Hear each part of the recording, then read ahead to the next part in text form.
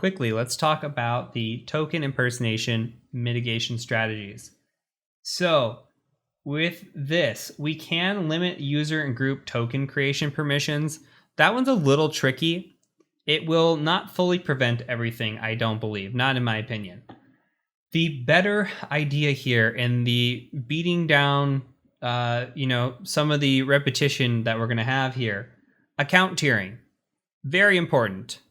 Your domain administrators should be logging into the machines that they need to access, which should only be domain controllers.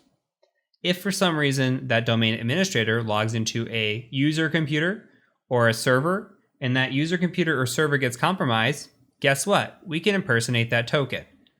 If we compromise the domain controller, what do we need to impersonate the token for? We've already compromised that domain controller.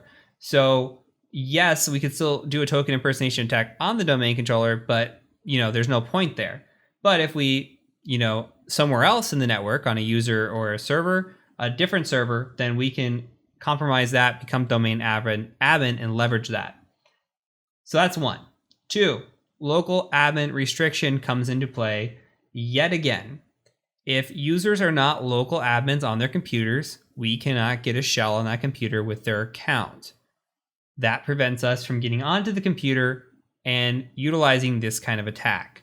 So we need to have account tiering. We need to have local admin restriction in the network. And when I say account tiering as well, it should be noted that users typically have two accounts when we have account tiering. You might have Bob, and then you might have Bob-A. So Bob will have his everyday regular user account. And then when he wants to go access the domain controller, he's going to log in as Bob-A, which stands for admin, and he's only going to log in on the domain controller and isolate his accounts with this tiering. So that way, anywhere else that Bob has access or privilege to, you're not going to be able to get to the domain controller if you compromise Bob's regular user account. And typically the domain admin accounts have longer password policies and are more strict with their permissions.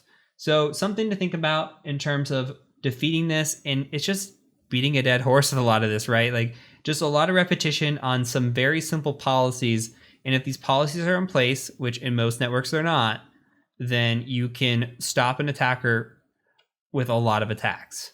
So that's it for that. We're going to go ahead and move on to Kerberos now. So I will see you over in the next video.